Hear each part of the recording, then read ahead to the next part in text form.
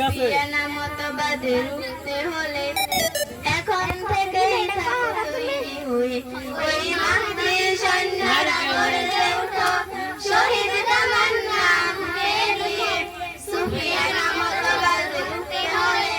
এখন থেকেই থাকো তৈরি হয়ে আসবে মহাকাল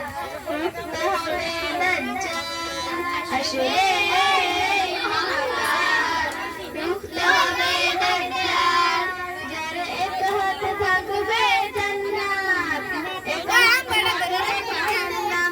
মানুষকে বলতে ডেকে ডেকে আমি তোমাদের খুদা মহান যার এক হাত থাকবে জান্নাত এক হাত থাকবে জাহান্নাম মানুষকে বলতে ডেকে ডেকে আমি তো তোমাদের খুদা মহান